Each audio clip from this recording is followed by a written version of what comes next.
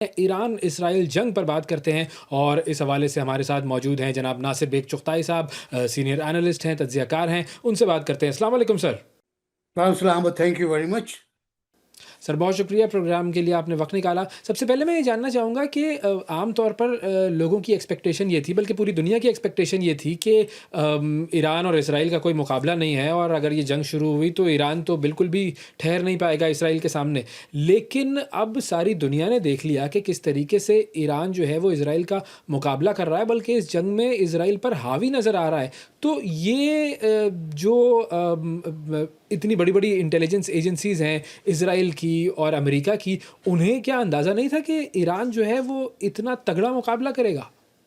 वैसे इसराइली जो असेसमेंट थे तमाम उनकी एजेंसीज के, even western assessment, even gulf वाले भाई हमारे जो हैं, वो सब कहते थे कि 2 दिन लगेंगे इसराइल को ईरान को गिराने में। और खुद पाकिस्तान में भी लोगों का ये ख्याल था, टू बी वेरी ऑनेस्ट, कि मुकाबला नहीं है जैसा कि आपने कहा। लेकिन मुकाबला तो दिल नातवा ने खूब किया। 7वां दिन है और 7वें दिन उन्होंने सजील के नाम से जो मिसाइल इस्तेमाल किया है, उसका तमाशा देखा गया तल अवीव के आसमानों पर, कि उसने किस तरह डॉज दिया है एंटी मिसाइल रॉकेट्स को और सिस्टम को। सारे सिस्टम थर्ड और जितने भी सिस्टम उनके थे, वो उसके पीछे पड़े हुए थे और उनको नचा रहा था। नहीं, अजीबो गरीब रॉकेट था वो। और जाकर गिरा वो रदगमान के इलाके में, जो बड़ा obviously very important area in Tel Aviv, as far as sensitive installations, hospital and others are concerned. देख रहा था इसराइली प्राइम मिनिस्टर को बहुत गुस्से में, कि तुमने अस्पताल पे अटैक किया है, हम तुमसे इंतकाम लेंगे। तो वैसे भाई, 94% हॉस्पिटल्स जो गजा में हैं, वो जानबूझ के तबाह किए गए हैं। उनका इंतकाम कौन लेगा? सवाल ये है। देखिए, इसराइल में पहली बार ईरान ने खौफ फैलाया है। और जैसे भी हो, बहुत अय्याशी वाले उनकी पनाहगाहें हैं, रेलवे स्टेशन हैं ये, वो उसमें जाते हैं, जाके सो जाते हैं। लेकिन खौफ बहुत ज़्यादा है। और वो खौफ ऐसा है कि जो गजा वालों ने भी महसूस किया था एक ज़माने में। तो इवन अफसोस होता है, दुख होता है, सोचता हूँ कि अफसोस करूँ, नहीं कर पाता, क्योंकि मेरे सामने बहुत सी लाशें पड़ी हैं बच्चों की। 50,000 60,000 लाशें पड़ी हुई हैं। पूरा गजा ताराश पड़ा हुआ है। क्या कर सकता हूँ? अच्छा, ईरान पर तो बहुत ज़्यादा सैंक्शंस लगी हुई हैं, तो इतनी सैंक्शंस के बावजूद किस तरह से उसने ये सिजील जैसे मिसाइल डेवलप कर लिए? सर, मैं बहुत बहुत छोटा था, शायद प्राइमरी स्कूल में था, जब इत्तेफाक से मेरे भाई मुझे एक तकरीब में ले गए जो मज़ार क़ायद के सामने मेट्रोपोलिटन क्लब में थी। वहाँ एक कमरे में 25-30 लोग बैठे थे और जोश पलियाबादी साहब वहाँ पर मेहमान थे, अकेले मेहमान थे, और लोग उनको सुन रहे थे। तो उन्होंने मुझे कहा देखकर कि मियाँ तुम क्यों आए हो? मैंने कहा जी मैं आपको सुनने आया हूँ। क्या समझोगे? मैंने कुछ भी नहीं, एक सवाल है आपसे, कैसी शायरी पाबंदियों में कैसे होती है? तो उनका जवाब था, ऐसी शायरी पाबंदियों ही में होती है। तो वो आसमां से इतना शर्मा के है जमी, दुल्हन की तरह तुझको सजाते रहेंगे हम। आती रहेंगी जितनी हवादिस की आंधियां, अपने दियों पे उनको नचाते रहेंगे हम। ये मेरे बचपन का शेर है, मुझे आज तक याद है। ईरान ने वही किया है कि तमाम हवादिस को, तमाम पाबंदियों को अपनी दियों पे नचाया है, अपने मिसाइल बनाए। सर, रिवर्स इंजीनियरिंग का इससे बड़ा कारनामा कोई और नहीं। कि आप कोई मिसाइल लें, उसका खोखा लें, उसके पुर्जे अलग अलग करें, रीअसेंबल करें और अपनी ज़रूरियात के मुताबिक मिसाइल तैयार करें। यस शुमाली कोरिया, यस चाइना, यस रशिया, इनकी टेक्नोलॉजी वगैरह आई होगी, लेकिन काम उन्होंने खुद किया है। और मेरे ख्याल ठीक ठाक काम किया है। सजील की जो आम मिसाइल की मार वैसा 25 मिनट्स है टू रीच तल अवीव। इस दौरान सायरन बजते हैं, लोग आराम से निकलते हैं घरों से और पनागांव में पहुंच जाते हैं। सिचिल की मार ड्यूरेशन 7 मिनट्स है, 7 मिनट फ्रॉम एन एरिया। बाकी जो मिसाइल हैं वो मगरबी इलाके से फायर करते हैं, इसे आप कैसे फायर कर दें, 7 मिनट में ये अपनी जो डेस्टिनेशन है वहां पहुंच जाएगा।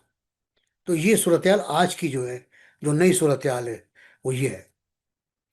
अच्छा, आप ज़रा डोनाल्ड ट्रंप की बात करते हैं। ट्रंप कहता है कि ईरान को कहता है कि जी आप सरेंडर कर दें, अनकंडीशनल सरेंडर कर दें। और ईरान कहता है कि ऑब्वियसली हम ऐसा नहीं करेंगे, हम मुकाबला करेंगे, और डट के वो मुकाबला कर रहे हैं।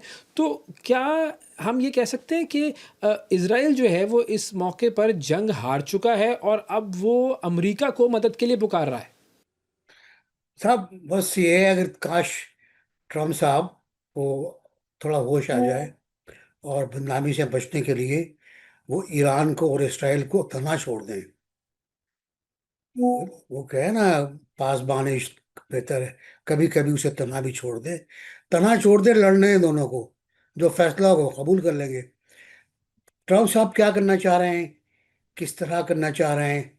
और फील्ड मार्शल से मुलाकात से पहले वो कह रहे थे बस फैसला हो गया, ईरान को तौबा कर देंगे, ईरान सरेंडर, जस्ट सरेंडर, दो अल्फाज थे। उसके बाद उन्होंने बोला, जो बातचीत की उसमें कहा अभी मैंने कोई फैसला ही नहीं किया है, अभी तो पता ही नहीं मैं क्या फैसला करूंगा। फिर एक अखबार ने लगा दिया कि ट्रम्प साहब ने फैसला तो कर लिया है, ऑफिशियल नहीं किया है। उन्होंने उसकी तरदीद की आज कि अमेरिकी अखबार को पता ही नहीं है मैं क्या कह रहा हूँ, मैं क्या सोच रहा हूँ, मेरे सोच के किसी को हिल भी नहीं है। तो कलाबाजियों पे कलाबाजियां हैं। हम कहते हैं यू टर्न, तो हर जगह पर एक यू टर्न है प्रेसिडेंट ट्रम्प के। और अ, आज का यू टर्न बहुत अच्छा है। अगर वो समझते हैं कि वो जंग नहीं चाहते करना और शामिल नहीं होना चाहते, बहुत अच्छे। लेकिन अगर वो शामिल हो गए तो ऐसा, यू नो वेरी वेल, आप बहुत अच्छी तरह जानते हैं, नक्शा आपके सामने है पूरा मिडल ईस्ट का और फिर एशिया तक का, कि फिर एक बड़ी जंग हो जाएगी, बड़ी। और अब पहले ही कह चुका है ईरान कि अगर अमेरिका शामिल होता है तो वहाँ अपनी टेक्निक तब्दील करेंगे, उसको भी जवाब देंगे। और जवाब क्या होगा? जाहिर है अमरीकी ठिकानों पर हमले होंगे, और ये बड़ा खतरनाक हो जाएगा। इसका मतलब है कि खलीज के ममालिक भी इस पर इन्वॉल्व हो जाएंगे, क्योंकि वहां पर अड्डे हैं, इन जहाँ जहाँ अड्डे उन पर अटैक किया जाएगा। हौसीज है यमन के, वो एक्टिव हो जाएंगे, अभी तक अब भी एक्टिव हैं। और मुझे यकीन है कि हिजबुल्ला भी कहीं ना कहीं बैठी हुई है इसी इंतजार में।